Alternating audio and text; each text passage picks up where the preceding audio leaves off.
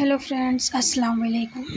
आज हम second point का सेकंड यूनिट देखेंगे। मसनवी और उसका इर्तिका, फन, उसका इर्तिका और 5 लोगों की मसनवी है। दयाशंकर नसीब और जो भी 5 लोगों की मसनवी हैं हम वो देखेंगे। पहले तो आज तो ये देख लेते हैं मसनवी और मसनवी का फन और इर्तिका।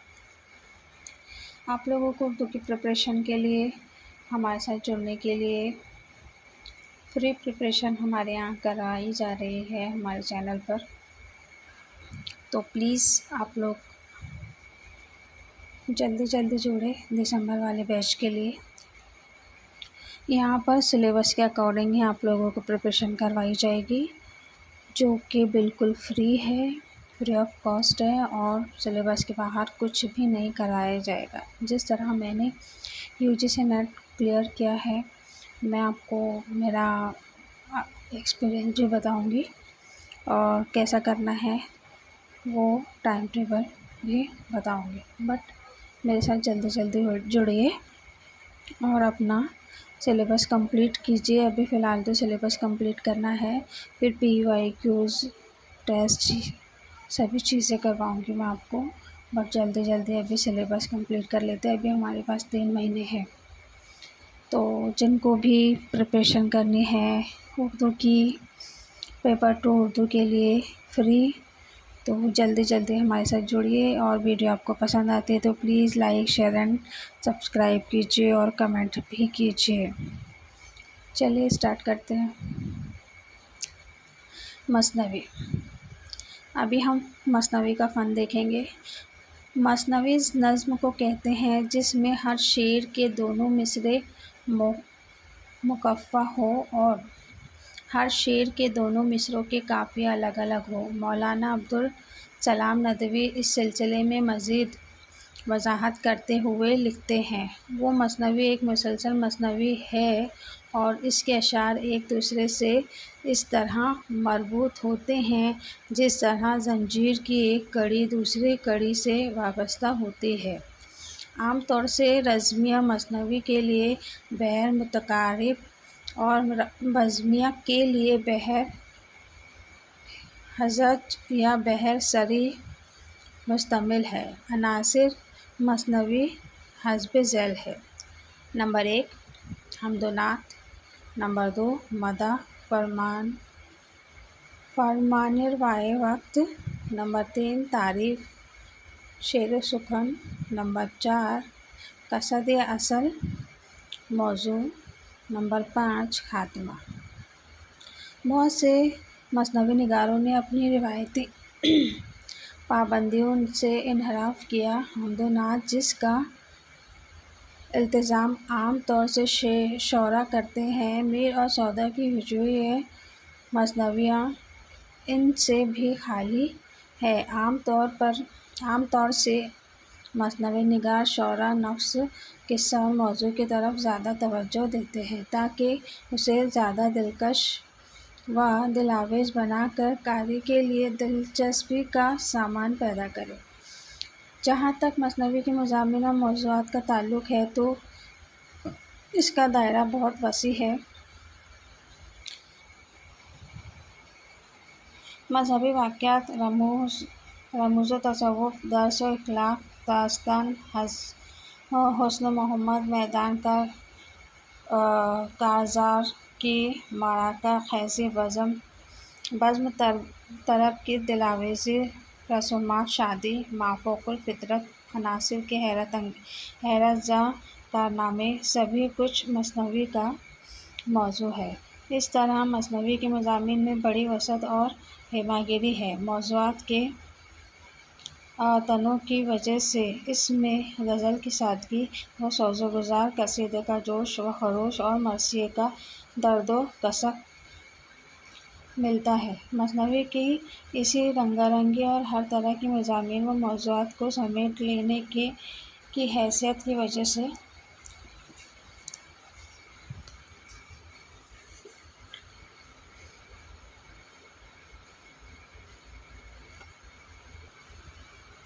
سے اہل نظم سے اس کی اہمیت و افادیت کا اعتراف کیا ہے۔ مولانا حالی مقدمۂ شعر و شاعری میں لکھتے ہیں: اردو شاعری کی تمام اصناف میں سب سے زیادہ کارآمد یہی صنف ہے، کیونکہ غزل یا قصیدے میں اس وجہ سے کہ اول سے آخر تک ایک ایک قافیے کی پابندی ہوتی ہے، ہر قسم کے مسلسل مضامین کی گنجائش نہیں ہو سکتی۔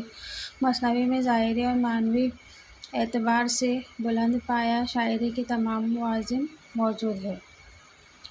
علامہ شبلی نعمانی بھی مثنوی کے بارے میں ایسے ہی خیالات کا اظہار کرتے ہوئے شعر العظم حصہ چاروں میں لکھتے ہیں: انواع شاعری میں یہ صنف سخن تمام انواع شاعری کی بنسبت زیادہ وسیع اور زیادہ ہی مغیر ہے۔ شاعری کے اس قدر انواع ہیں، سب اس میں نہایت خوبی سے ادا ہو سکتے ہیں۔ جدید جذبات، انسانی مناظر، قدرت، واقعہ نگاری، تخیل، ان تمام چیزوں کے لیے مثنوی سے زیادہ کوئی میدان ہاتھ نہیں آ سکتا۔ مناظر، قدرت، بہار خزاں، گرمی و سردی، صبح و شام، جنگل یا بیان و صحرا، سبزہ وغیرہ کی تصویر کھینچی جا سکتی ہے۔ اخلاق و فلسفہ، تصوف کے مسائل نہایت تفصیل سے ادا کیے جا سکتے ہیں۔ شمال اور جنوب میں مثنوی کا ارتقاء۔ اب ہم دیکھیں گے مثنوی کا ارتقاء شمال اور جنوب میں کیسے ہوا۔ دکن اور شمال ہند دونوں ہی جگہ ابتدا ہی سے مثنوی نگاری کا رجحان ملتا ہے۔ ان ابتدائی مثنوی میں اسرار اور معزز، توصف اور محبت حقیقی کے جلوے نظر آتے ہیں۔ دکن میں لکھی جانے والی ابتدائی مثنوی میں معراجی، شمس الاشراق کی شہادت الحقیقت اور خوش نامہ نظامی کی قدم راؤ، سید شاہ اشرف بیابانی کی نو سرہار، برہان الدین جانم کی ارشاد نامہ، وصیت الہادی کی حجت البقاء، نسیم الکلام اور منفت الکلام، عبدل کی ابراہیم نامہ، ملا وجی کی کتب مشتری، گواسی کی سیف الملوک اور بدر الجمال، مثنوی طوطی نامہ اور چند اور سورج مقیمی کی